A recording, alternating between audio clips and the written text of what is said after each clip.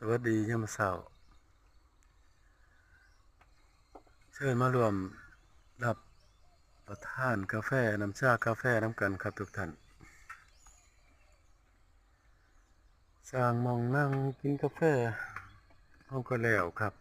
ก็เลยทดลองเบิ่งว่ามันมั่นคงบ่หาไม้เศษไม้ที่เขาถิ่มน้ำปลาครับมาเฮ็ดก็พอได้นั่ง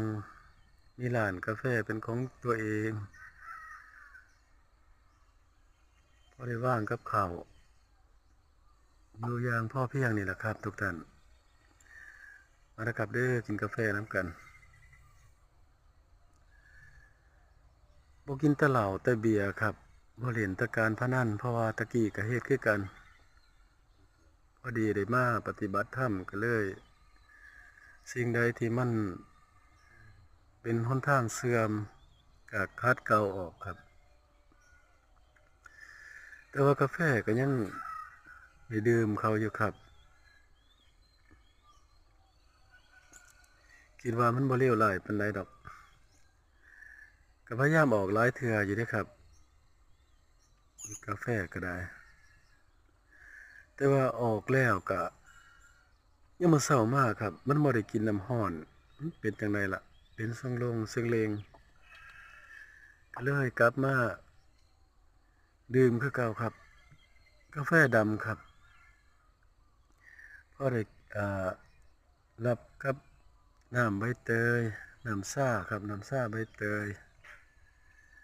มื้อนี้เพิ่นเฮ็ดน้ำซ่าใบบักกูดครับ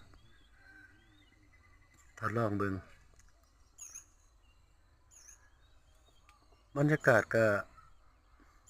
มีหมอกครับมื้อนี้ว่านี่เป็นร้อนๆอ้าวๆคือฝนสิตกนี่ครับมื้อนี้บรรยากาศสงบดีครับมื้อนี้เป็นวันที่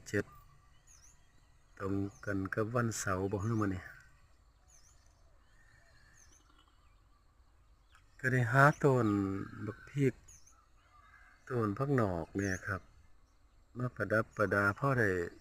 เวลาเฮานั่งรับประทานอาหารก็ให้มันมีผักกินรอบโต๊ะอาหารเฮานี่แหละอยู่กับธรรมชาติอยู่บ้านเฮาก็ได้ครับหาทางออกครับเพื่อจะเจอความสุขหาทางออกก็คือหาทางลดทางละทางเลิก